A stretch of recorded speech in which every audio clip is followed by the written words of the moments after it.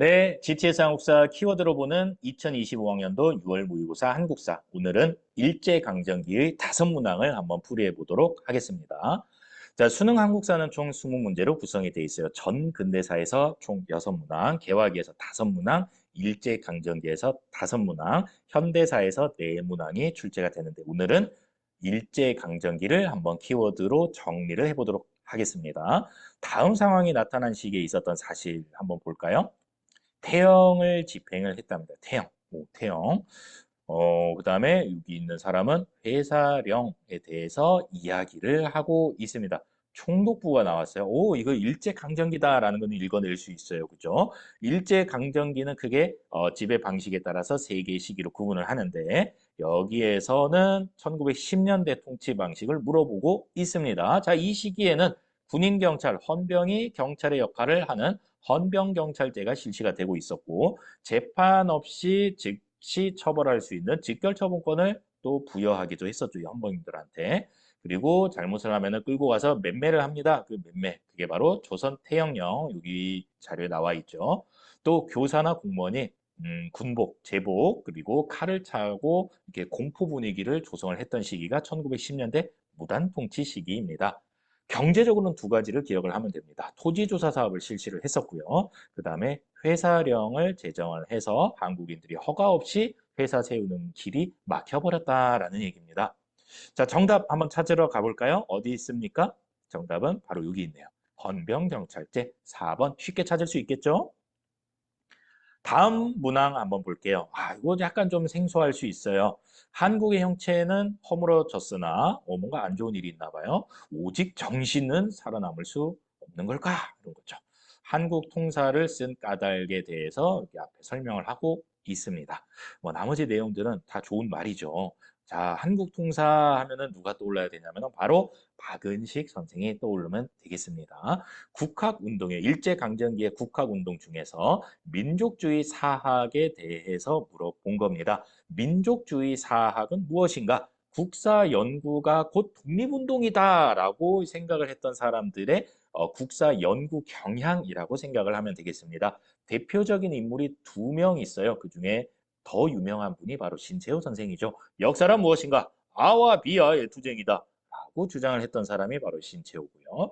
그다음에 독사신론이라는 사설을 발표하기도 하고요. 그다음에 조선상고사, 조선사 연구초라는 그런 책을 편찬하기도 했었습니다. 자, 그와 더불어서 박은식이 이제 또 이 대표적인 민족주의 사학자 중에 한 사람인데요. 박은식은 어떻게 생각을 했냐면 나라는 형체다. 여기 나와 있죠. 형체. 그리고 역사는 정신 또는 영혼이다. 이렇게 표현을 했던 사람이 바로 박은식입니다. 여기 나와 있네요. 형체는 허물어졌다. 아까 형체는 나라라고 했죠. 나라가 뺏겼죠. 일제강점기니까. 그런데 정신 살아남게 하기 위해서 한국 통사를 썼다. 이런 얘기예요.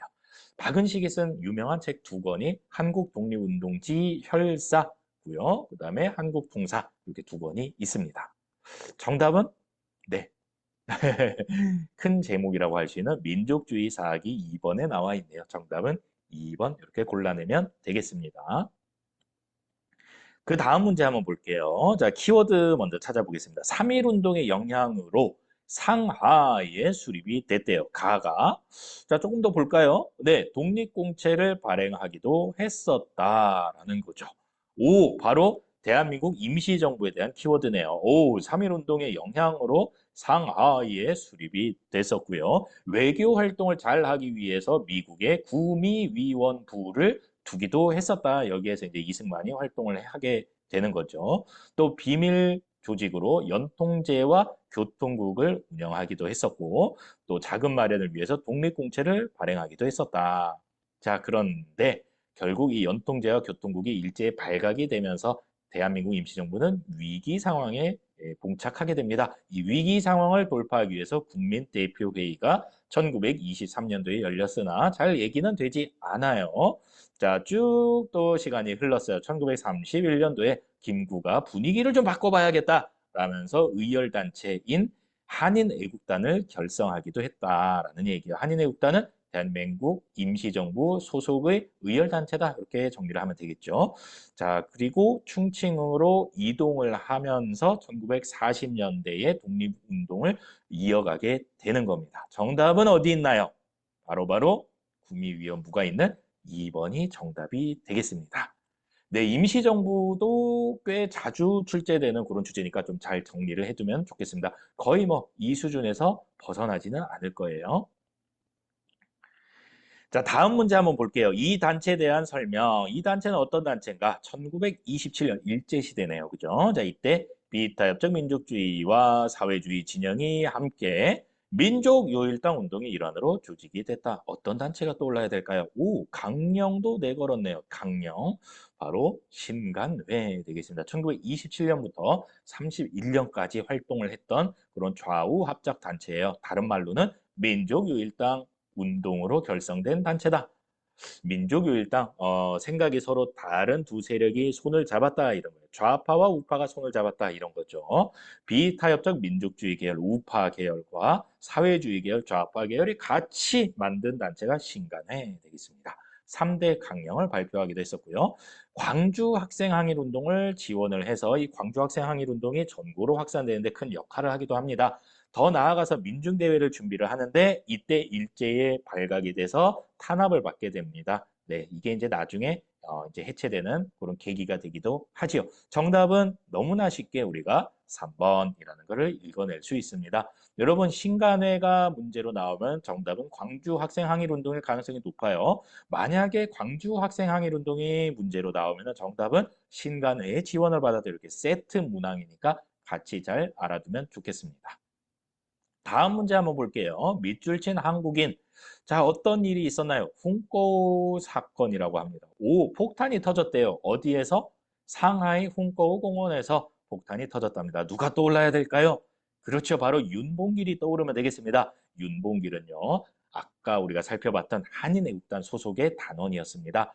의열단체가 크게 두 단체가 있어요. 한인애국단, 의열단인데 여기에서는 한인애국단을 출제를 한 겁니다. 어떤 단체냐? 바로 1931년에 김구가 조직을 한 단체입니다. 김구는 또 어떤 사람이죠? 바로 대한민국 임시정부를 인솔하고 있는 그런 사람 아니겠습니까? 따라서 한인애국단은 대한민국 임시정부 소속의 단체였다라는 게 한 가지 키워드가 될 거고요.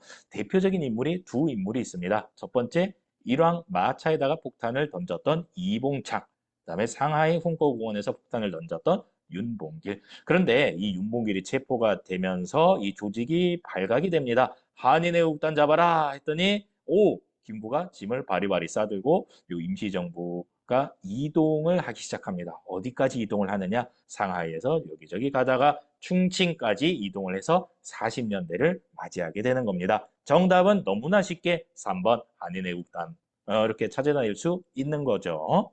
자, 이렇게 우리가 일제강점기의 5문항을 살펴봤습니다. 도움이 좀 되셨나요? 그렇다면 구독과 좋아요 부탁드립니다. 감사합니다.